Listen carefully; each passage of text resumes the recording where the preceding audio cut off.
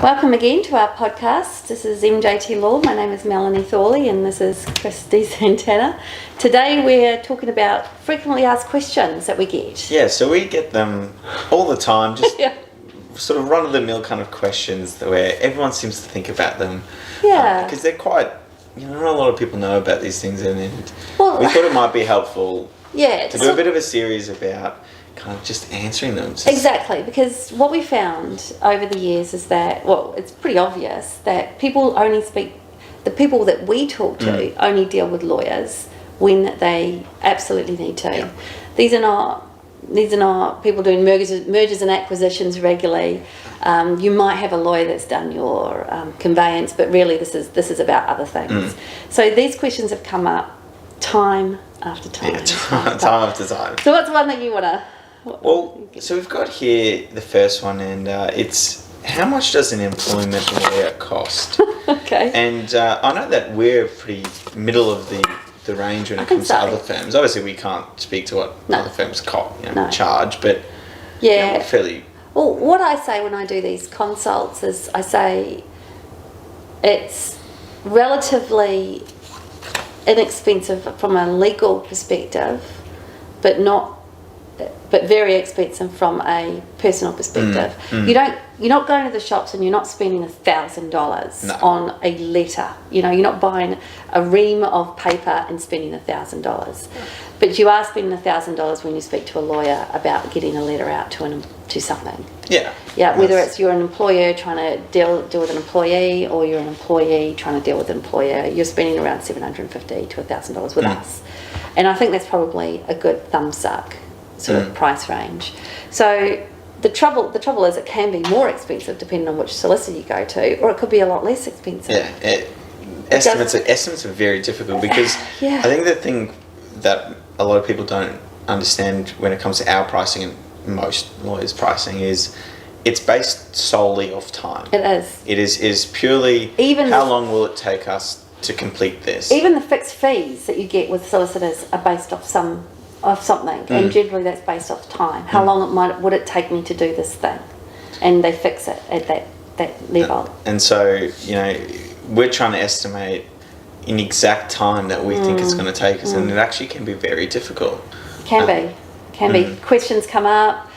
We might get a lot of documents. We might have protracted negotiations. There are a lot of things that we can't guarantee.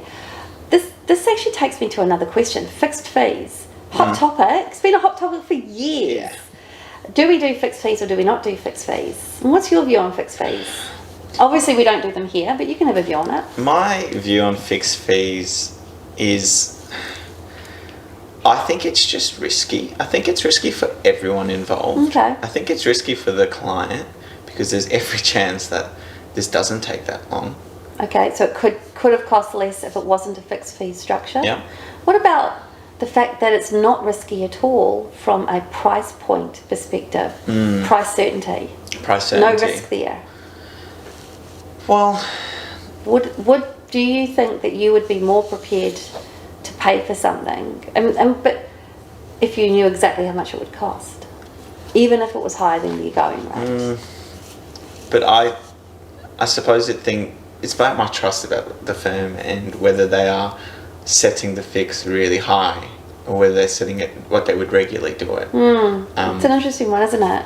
Because there's a couple of schools of thought on this, and as a owner of a law practice, it's obviously something that I think about from time to time. There's a school of thought that you should set the fixed fee at the highest of the fee estimate, so you will always at least be somewhere on top. And then there's another school of thought where you should fix it in the middle because over or under it comes out in the wash. Yeah. But that's from my point of view, from an individual's point of view coming to me. One of the things I suppose is I've never needed a lawyer. No. I've never actually been on the other side of this, so I don't know what it's like to kind of be giving over that type of money and the uncertainty involved. Yeah, well, what I hear a lot is when things go wrong is, I had no idea it was going to cost this much.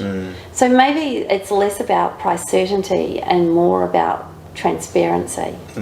So when you're speaking to your lawyer, what you're expecting for them to do is to provide you with a fee estimate or a fixed fee, and if any of that changes, then what we're expecting is, what you would be expecting is for them to let you know before they spend the money that there's going to be a change. And look, we try really hard to do that. It doesn't always work for us. There's some things that just move really fast, and we want to get things out, and we know our clients got, you know, pressures about this, and it just ends up being a little bit more. But I would say that that is the exception to the rule, whereas the rule is we try to give our clients a heads up that it might cost more before we spend their money. But it's about transparency, right? It's about transparency, but of course there's also no win, no fee situations. Oh, yeah. I know we don't do them here at And NJT I don't Law. understand the process either. There's a lot of legislation around it. I know there's a lot of firms that do it, but that's in an environment where everything is quite settled. We're talking about personal injury, right? Yeah, mostly. And not that I'm a personal injury lawyer, and I don't know the Act particularly well, the Workers' Compensation Rehabilitation Act, or whatever it's called. But they actually put figures on injuries, right? They put a percentage of disability and so on and so forth, and that's how they know what it's going to be at the end, so they can price it correctly. They know what they know what they're going to get. Yeah, they can kind of figure that out. Yeah, I don't know. I don't want to delve too deeply into that. Yeah, There's going to be 1,000 lawyers to tell me I got it wrong. But look, if you guys out there have an experience that you want to share, pop it on. We'll take a look at them, and we'll see if we can, you know, help you get your head around what happened. But it is, I think when it comes to how much an employment lawyer will cost, we're not cheap, bottom line. But it could be a lot more. So you know. Take that as you will. Yeah, but transparency is what you're looking for, right? Transparency, I think, when it comes to costs. Well, we have another one here. Let's have a look. Oh, I like this one. Will my lawyer lie for me? The answer is no, we can't. Absolutely not. It's an absolute no. Can't. There's just no chance of us. What we do is we take the set of facts and we provide our client with the best possible light in that set of facts. Let's just take something really random. We'll use what we talked about in the last podcast, which is working while you're working. Yep. So you've got an employee who's doing a job while at work, doing a different job while at work. They get snapped. Yep. And they look like they're going to get fired. They file an unfair dismissal. It's not. This just wrong. I'm getting all my work. So her or his excuse will be, I'm getting all my work done. Yep. So there's no loss to the company. I've never had a performance issue. My conduct is exemplary, but for working while working. And you've reduced my wage because of COVID. You could always by 30%. So I need to make up all the that money. sort of thing. And you can say, you know, where's the loss for the company? Yeah. And then so what we would do is we would take all the set of facts and use them to give our client the best possible solution, or the best possible kind of light. But what we absolutely cannot do is say, no, they weren't working That's right. working at work. We have to deal with the stuff we deal with. You know, we can't just flat out say, no, it didn't happen. Which is another one. Do we have to give that document? The answer is no. I mean, if it's not asked. Well, if it's not asked, but in discovery, depending on how it is asked. So the other thing is, it's not a great idea just to hide something away and hope no one notices, because I take the view that lawyers out there are at least as smart as I am, and if I've picked up on it, I'm going to assume that the other side are also going to pick up on it. And if they're smarter than me, they might know how to use it better than I do as well. So if you deal with it up front, at least you've got it there, you've dealt with it. It's not the elephant in the room anymore that we're hoping that no one notices. I think a lot of that comes down to, you know, I think we've spoken about this before. Neither of us have ever seen a smoking gun in any document. I've never, when we go through disclosure, which is essentially the process of each person giving each other the relevant documents, I've never seen a document which absolutely changed the entire course. Oh, if I'd known this before, we would have won, or we would have... This document alone meant that you won. Yeah, that's it. It just doesn't exist. It actually does. I don't think I don't think any matter. I don't think it has any real practical kind of sense in any sort of the word. But so really, hiding documents never achieves anything. It doesn't achieve anything, and we can't lie. We actually have 3 duties. The first one's to the court, the first one's to our client, and the next one's to the profession. And the first one to the court is not to mislead. So we actually can't. We can't lie. No. We can use the information. If we want to use the word twist, we can maneuver shine it. a light on we can certain shine a light on points certain things. We can maneuver it into a way that makes sense for our client, but we can't just make up stuff. That's exactly right. And we can't say something doesn't exist when it does. So we have parameters here, but we are very good at taking a set of facts and making them look like our client is the winner here. Yeah, that's exactly That's actually what our job is to do, and we do that very well. And the reason why we can do that very well is because we always look at what the other side are thinking too. Yeah. It's really important that your solicitor considers themselves to be not the smartest person in the room, because the moment you consider yourself to be the smartest person in the room, inevitably someone else is going to turn up who's going to be smarter than you are, and that's a real problem in law. And I think one of the things for clients to think about when they're getting advice and recommendations from their lawyer is, I think it's always best to take a very pessimistic view of your own case. That's personally me. Some lawyers have different views on this, but go into it looking for the problems. Yeah. Worry about the problems more, I think, than getting really excited about your own case, because it's going to lead to disappointment if you don't do this. Well, if you don't do it, you're going to not notice things. That's the problem. So I guess what we're talking about here flows on from this. Do I have a strong case? What's my chances of winning? Is it worth commencing an action against? It's a very loaded question. It is a very loaded question because of all the things we've just said. We can't tell. First of all, we as solicitors, and I am not suggesting that my clients are dishonest to us, but we need to get a better story. When we prepare, say, an unfair dismissal application, we've got the story from the employee or the employer. What we need now is the other side, so we can understand where they're coming from. And once we get more of that picture, think about it like we're slowly piecing together a jigsaw puzzle.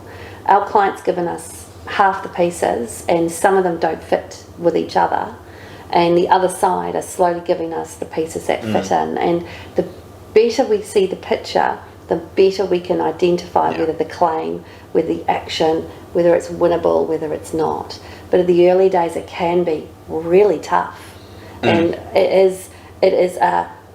often it can be just my experience is this is how these run, and this is what the outcome is. Not this is you're going to win this or you're not going to win this. Because what the outcome is doesn't necessarily coincide with whether you've got a strong case or you don't have a strong case. It could be the argument that gets played, which is what we're quite good at, to be honest. So and we do, and again it goes back to thinking about what the other side are going to be thinking about too. That's a little bit. Now onto a slightly different one. So we've got here. So when should I contact an employment lawyer? So when is the right time? Well, the right time is early, I think. As early as possible. Yeah, given your sensibilities for costs and so on and so forth. Yeah, early is probably the... I think let's try and avoid making the mistakes before the mistakes happen. Yeah, so if you're an employee, early is when you're starting to feel uncomfortable. Yeah, when things start... unwinding. Yeah, you're having some uncomfortable moments at work, whether that be with your boss or with other employees, or there's been... Probably the best way to think about when you have a major change as well. So let's say you've got there's a restructure announced, which is always a bit of a taboo word. What's happening? Or there is, your boss wants to discuss your role moving forward, or you're having ongoing discussions about your position in the company moving forward. But if you're an employer, then the things that you'll be looking for are, am I having troubles with an employee? did my contracts work last time?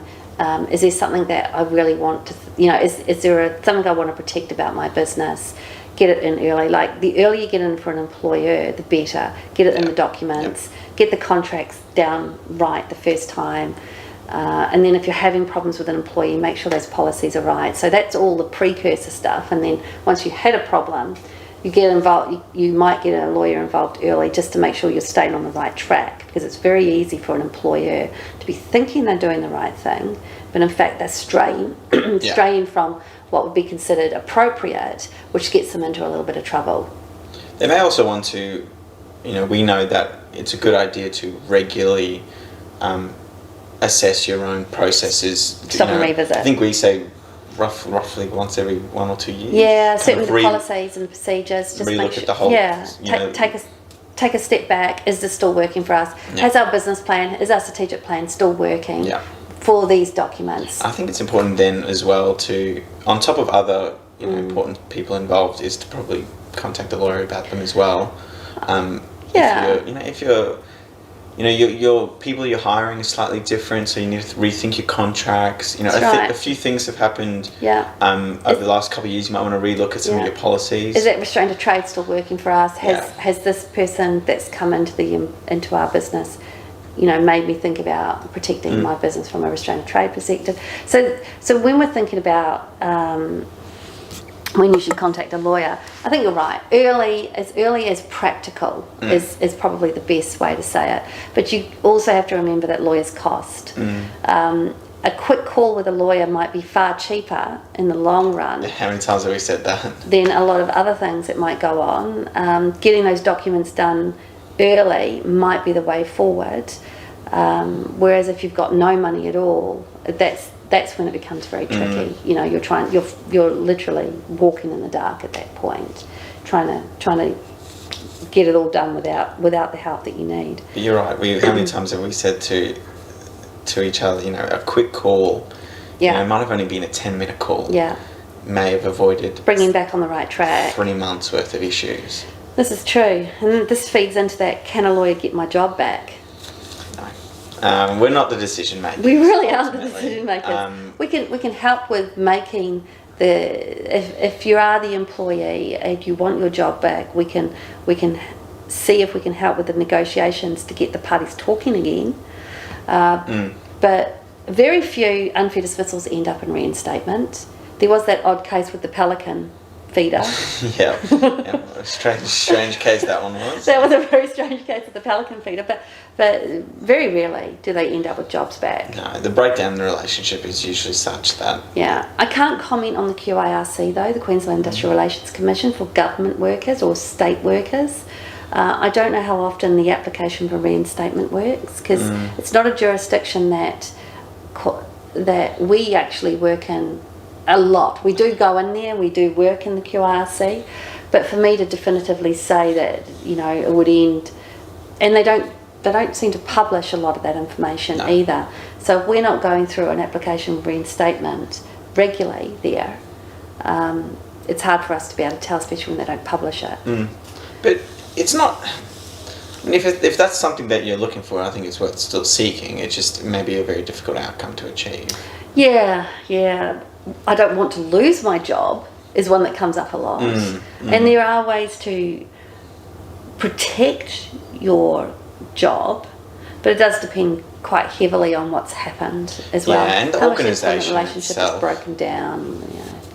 Yeah, tricky. What's the next one? So, what are my rights as an employee? That is a very, very large question. What am I right? Oh, well, let's start with the Fair Work Act. So, look, I guess from a low-level perspective, rights or employee conditions come out of the Fair Work Commission. So if you want to find out a little bit more about what your rights are from an employee conditions point of view, we would encourage you to jump onto the Fair Work Commission's website, download some of those bench books that they've got, have a feel around and get an idea of what your rights are in that way. You can also download the the NES, the Fair Work Information Statement, get a bit of an idea of what your minimum 10 basic rights are as an employee. So if I can, let's see if I can get them all. Number one is request for flexible working conditions. Number two will be, it's not leave, is it? Oh my God. Okay, so we've got the leave entitlements for being on holiday. We've got redundancy entitlements. We've got parental leave, which is probably number two, to be fair. We've got the parental leave entitlements. We've got the... compassionate leave. Yeah, or do all the leave entitlements. So that's equal like 4 or 5. Domestic leave. Violence. Yep, so that would... So what we've got the Fair Work Information Statement's number 10. Oh my goodness. 3. We said redundancy. We did say redundancy. Well, certainly, I think... Oh my goodness, hang on, This is why we... This is why we should prepare for these things. We should prepare. Okay. Maximum weekly hours. Ha! Forgot about that, that's number 1. Maximum weekly hours is number 1. So that's at 38 hours per week if you're a full-time employee. We've got request for flexible working arrangement, parental leave entitlements, annual leave. We've got personal carers leave, community service leave, long service leave. That was the one we forgot. Public holidays. Yeah.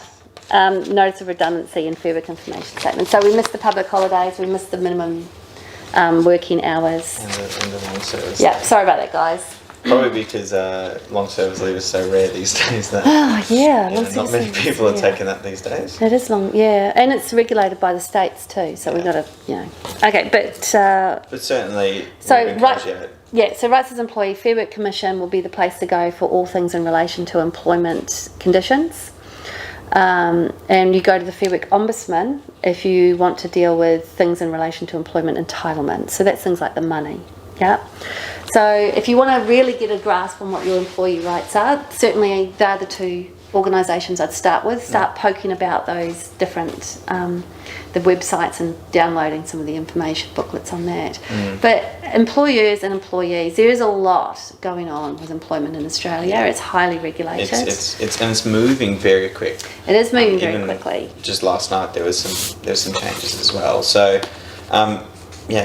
So look at the Ombudsman. They have a contact line there as well if you need to speak to someone as well. Absolutely. There's a lot of material there. So if you're looking for all your rights, certainly these are places to start. I think broadly speaking, it's important to know that you do have them. Yes. I mean, not everyone has this view. And I think it's also important to say that the NES, the National Employment Standards, are the minimum rights for every employee, whether you fall under a enterprise agreement, under an award, or you're an award-free employee. As long as you're a national system employee, you have these rights. And this is the other thing, we're talking about national system employees. We're not talking about state employees here.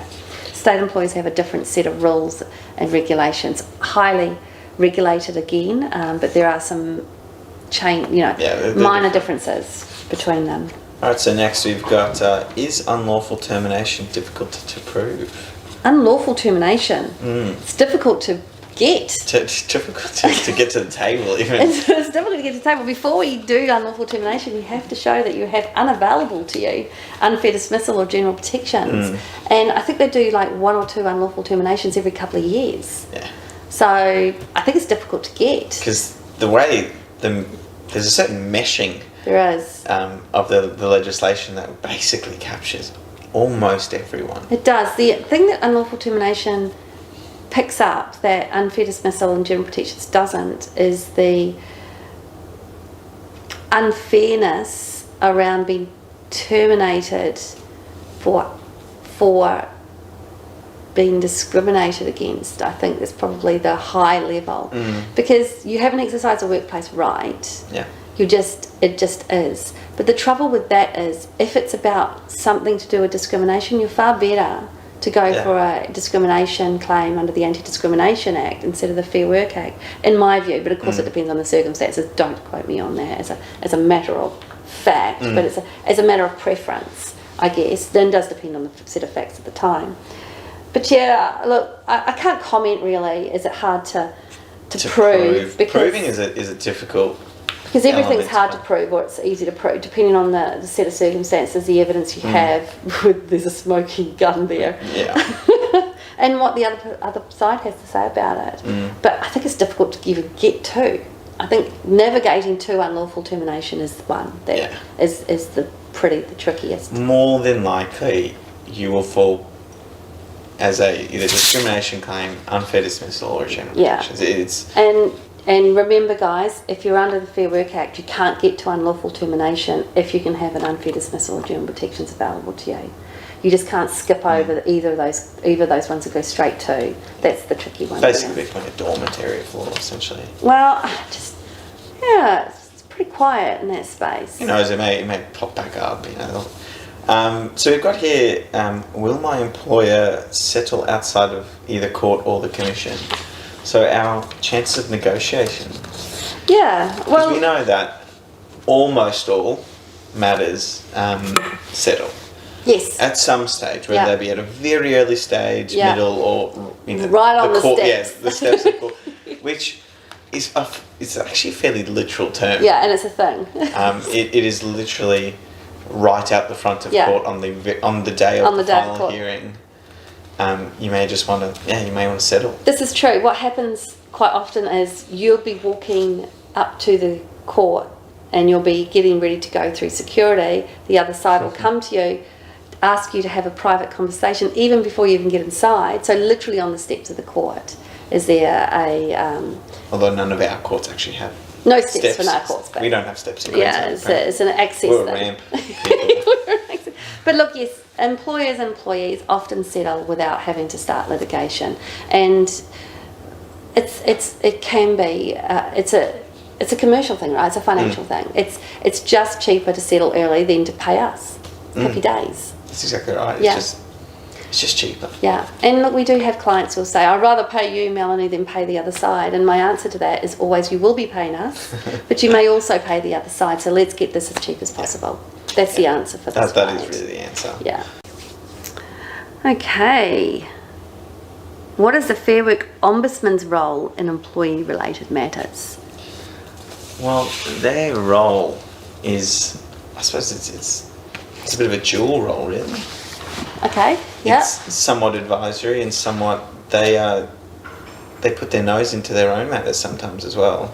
This is true. They can investigate without a complaint. Yeah.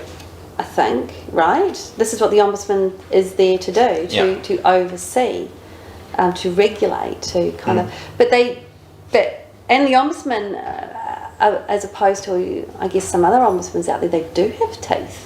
And they do actively investigate. They do actively prosecute. Yeah, they do. So they've got quite a big role. But from an employee and employer perspective, they've actually got a lot of tools there too to help people avoid all this stuff. You know, you might want to ask the question of what needs to be on my payslip. Well, you can go to the Fair Work Ombudsman and they'll answer that. You might have a question about whether you've been underpaid or not, or whether you're paying correctly or not. The Ombudsman will both help the employee and the employer in these things. They're not someone to, if you're an employer, it's not something to be absolutely fearful. No, you should be contacting them and using the resources. Because they will help you. They're quite helpful in that way. It's about getting it right as opposed to who is wrong. So, they'll give you a chance to figure it out, to give you the tools, and as an employee, it's possible to get the Ombudsman to assist you to talk to the other side. And although I don't know I've ever encouraged or used it, or I know anybody's done it, I'm sure it's a vice versa thing. If you're having troubles with an employee, there might be a way for the Ombudsman to get involved in that. They might be pressuring. So they might be pressuring you, saying you've been underpaying me. This is unacceptable, and you can get the Ombudsman involved maybe and give an answer as to whether the underpayments happen. So you can then give it to the employee to give them some comfort it's not happening. So the Ombudsman's got a massive role in employment. What we hear about quite a bit is this concept of Fair Work Australia. Now, Fair Work Australia was around before the Fair Work Act came in, and when the Fair Work Act came in 2009, they separated out Fair Work Australia to the Fair Work Ombudsman and the Fair Work Commission. Yeah. The Fair Work Ombudsman, like I said before, do all things in relation to employee entitlements, and broadly speaking, and the Fair Work Commission deal with all things in relation to employee conditions. Yeah. So entitlements being the money, conditions being, am I being bullied? Have I been unfairly dismissed? That sort of thing. So yeah, interesting. So I think they're good. I think they're broadly speaking. I like they're a them. good Yep, they've got a lot of tools organisation. there. You can download contracts. You can download template letters. You can download. You can speak to someone. You can email. They're actually quite a wealth of knowledge. I think for employers and employees, they should become comfortable with the website and contacting them. Yeah. And, that sort of thing. I agree. I think it's a good place to be. But yes, that's. It probably goes back to what we were speaking about before about when you should speak to an employment lawyer. Equally, contacting them and getting some, not so much advice, but just some guidance from them as well. Yeah, maybe next step situation, depending on what the issue is. Is it illegal not to be paid on time and not receive a pay slip? No, illegal is it's an interesting word. It's one we hear a lot. Is it unlawful? Lawful is probably the better one. Yeah, it's the way we like to say it. Look, it's a breach of contract. If you're promising to pay someone regularly, and it might be a breach of the award, it might be a breach of the enterprise agreement, but it normally says you'll be paid fortnightly, you'll be paid monthly, you'll be paid weekly. To fail to pay it is a failure to comply with the contractual conditions of the employment. So it is breach of contract. Does it go so far as a repudiation, which is an indication that the employer no longer wishes to be party to the contract? Depends what they're saying. It's a circumstantial Depends what they're thing. saying. Yeah. But it is a breach of contract. Is it unlawful? It's unlawful to provide, under the Fair Work Act, to not provide a pay slip within 24 hours of not being paid. That is unlawful. But I think when it talks about not being paid, it's a breach of contract. Yeah. And therefore damages will flow, being the money. And there is also a requirement in the Fair Work Act to pay your employees. So there does have an unlawful element to it, but probably not in the way this question was asked. I mean, it's certainly unlawful not to pay at all at any time. Yes. I mean, that is... You can't have slave labour. We got rid of that sometime. Yeah, Slavery's been controversial in the world. Yeah, it's been out for a number of years now. 100 years. This is true. But when we think about, is it illegal to not be paid on time and not receive a pay slip? It is. If you're not paid and not receive a pay slip, that probably doesn't trigger the not getting a pay slip within 24 hours of being paid, but probably triggers you should be paying your staff. Not paying on time could just be a matter of circumstance and not necessarily... It's not the end of the world. It doesn't make it unlawful. It needs an inquiry, but there may be reasons for it. Yeah, absolutely, but it is a breach of contract. So, I think that's the easier way to say it. So we've got what is considered to be discrimination? Employee. Specifically relating to employees. Discrimination. Wow. Okay, discrimination is when someone is treated differently for having a particular attribute that's defined in one of the discrimination acts. Yeah. So... Then they're fairly broad, those attributes. Yeah. So we look at pregnancy, there's a number of them: pregnancy, impairment, which includes illness or injury, race, sexual preference, there's a bunch of attributes. So if you're treating someone differently because they have an attribute, it may be indirect or direct discrimination. But this is a big question. We might need to answer that giant question another day. But I think broadly we would encourage you to jump onto the Queensland Human Rights Commission website. They've got a whole stack of information there. On the side of the website you'll see all the different attributes. Have a look at them, see if any of them kind of relate to you. And they've got some kind of information there as well. This is true. There's a lot of websites that can help. Hang on, let me just grab Puppy. Come here. Come on.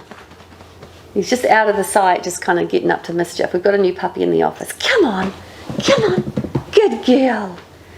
Sorry everyone, this is Eve, our new puppy in the office.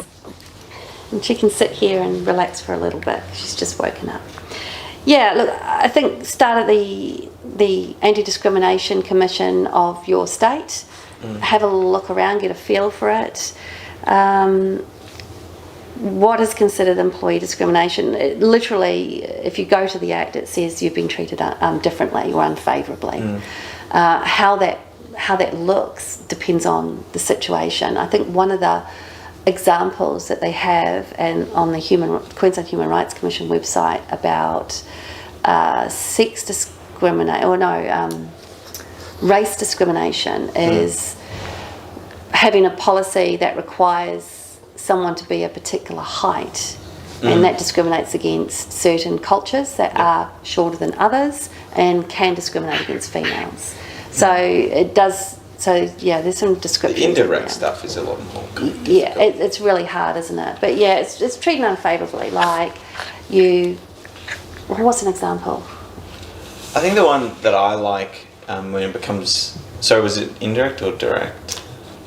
Make it direct, easy. Employer discriminating against employee, cut and paste. The most easy one, which I'm not sure has ever happened, is an employee comes to you as an employer, me, and says, I'm pregnant and I want to take some leave. And I just say, you're fired. You're fired for being pregnant. Yeah. So that's direct discrimination. Bang. Yeah, easy. It would be hard, obviously, for Chris to claim that he's pregnant. It might. But yes, I mean, it could be from a male perspective as well. They want to take parental leave, which every employee has every right to take here in Australia.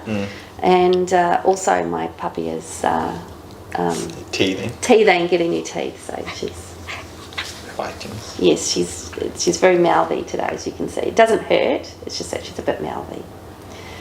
So that's the obvious one, right? Or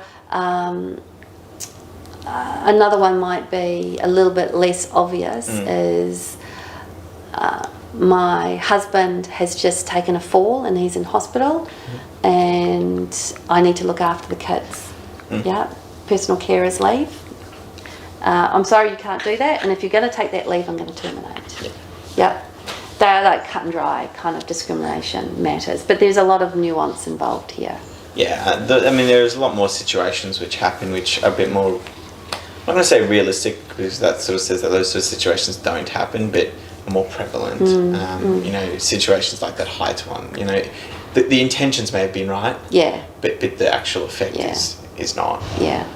So yes, I guess the answer is what is considered employee discrimination is when you're unfavourably treated or treated differently for having an attribute. We would definitely encourage you to go to the Human Rights Commission website of your state or territory and just get a feel for what the attributes are.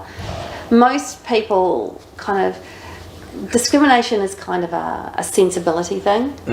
Most people can identify when they think something's a bit hinky. So if you think something's hinky, then explore it a bit more, and that goes back to our speak to someone early. Because if you let it fester, it becomes a big problem, a big problem. So you've got here another one is, can I quit my job and take my client and intellectual property with me? Well, you can take your intellectual property if you had it before you went there. That's the easy thing. You can take the clients that you brought into the practice more likely than not. If it's not confidential information, if you brought it in before you went, as you're coming into the company, you brought this information with you. It's your. It doesn't become your employer's property all of a sudden. Although intellectual property is more of an area of intellectual property law, it does, as you can imagine, there's a bit of meshing there. Okay, yeah. But can you take the clients? I think it depends on the circumstances. If we use the one where you had them first, let's say you came to me and you said to me, Melanie, I've got 5 clients that I'm happy to bring to the firm. And I'd go, happy days, it's more money for me. And and when you leave, you say, right, those clients are coming with me. It's going to be difficult for me to argue that they're my clients, even though I'm gaining an income from them. If you had clients here, and you wanted to take those clients with you, that might be a different conversation. I'll add a little bit of a Go on. added level of difficulty. What happens if you leveraged off those original clients you brought in? So you bring in 5, those 5 get you to 10 while you're here. So, but they're fairly directly related. Right, so we're talking about, let's use an example of your client's called John Smith. Mm-hmm. He has a brother called Matthew Smith who also runs a company, and Matthew Smith comes to us because John Smith's coming to us. Yeah. And there's basically no chance that John and Matt will go to different lawyers. Yeah, because they're brothers. They like using the same lawyer. Yeah. They're the barbecuing all One the time. goes, they both go. Yeah, and that makes sense. Look, I think it's going to be tricky. I think it depends what the document says. So lawyers love to go back to what the document says. What does the contract say? You know, because this is less of a situation where John and Matthew, same names? Have I just changed the names? Yeah. John and Matt. John and Matt. Because John and Matt might like the law firm. They might like me more than you. They might like, my team more than you. And if you leave, they might stay because they've now got other things going on here. Yeah, that's true. So I think it depends on what the documents say in that case. But I do think it's going to be hard for an employer to enforce a restraint or taking clients that you brought to the company first of all. Excuse me. Ha ha ha ha. So naughty. Okay. Well, it should be included in the anti-bullying policy. Wow. Okay, it should say that you shouldn't be bullying people. Bullying and harassment is unlawful. Discrimination is unlawful. You need to put some of that stuff in. You need to explain what bullying looks like. You need to give examples. It's really important that policies are not war and peace, but they're actually clear. Yeah. I think that's what they're there for. They're not a contract. Shouldn't be written like one. No, I think if we go back to a dress policy, I think dress policies should have pictures in them so people can see what is okay and what isn't. I think. Well, that's a good example. What are you doing? So I think there should be examples in the bullying policy of what bullying looks like. Yeah. I actually really like the should we test as well. You want to explain that for? I know what it is. Yeah. So this is something that comes up from time to time. It's this kind of stop go moment. Should we be doing this? Should we not be doing this? It's a catch moment. Should I be shouting? Should I not be shouting? Just if we think about what we know about mindfulness these days, I'm a big fan of what we call 4 square breathing. Breathe in for 2 seconds, hold for 2 seconds, breathe out for 2 seconds, hold for 2 seconds. And what that does is it gives me a moment, a stop-go moment. And it gives me that should I be doing this moment, the stop and think moment. And that's what I believe the should we test is. It's just should I be driving through that traffic light?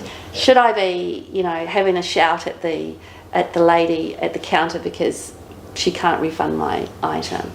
It is what is a social norm here? Yeah. Should we test? It probably comes to what are you trying to avoid? And I think when it comes to policies generally, actually, is you can't stop blatant breaches. So someone who, I'm going to just call them a bully, who's just flat out, doesn't matter what you write, this bully, this is going to achieve nothing for them. But what you are really trying to achieve is stopping inadvertent breaches. So inadvertent poor behaviour. So, someone who would, just hasn't thought about it, hasn't taken that stop-go moment to realise what they're doing is wrong. But we also want policies to provide guidelines of what we want behaviour to look like in the workplace as well. So this is a teaching moment too, for new people to come in, what the expectations are. Yeah. So this is why the clarity is so important. But look, a policy is worthless unless you apply it, unless you review it, unless you tell people. There's no point having a policy where you need to have no harassment in the workplace, no sexual harassment, so on, or bullying in the workplace, and you've got a policy that says that you need to provide food when you provide alcohol, if you don't provide food when you provide alcohol. If you don't remind people when they're about to go out to a Friday night's drinks thing with the company of what the bullying and harassment policy is, just to bring people's minds back to what the expectations are of this company. So it's a big question, but I think what should be included in an anti-bullying policy is the fact that it's wrong, for a start. And that you're not going to accept it. And you're not going to accept it. And also what you are expecting, what an example is, how we want people to behave as well, bringing people back to the good stuff instead of always slapping them for the bad. But yeah. Well, what do you reckon? There's enough. We've gone through There are a lot of questions on this list, guys. And I'm sure we could come up with another 100. Yeah, and maybe in 6 months' time we'll do this again. We might do a series, but anyway, thank you everyone for watching. Hopefully you've got something out of this. If you've got anything that you particularly want us to answer, certainly write in. But yeah, if you've got anything to say, let us know, and we'll see you in a couple of weeks.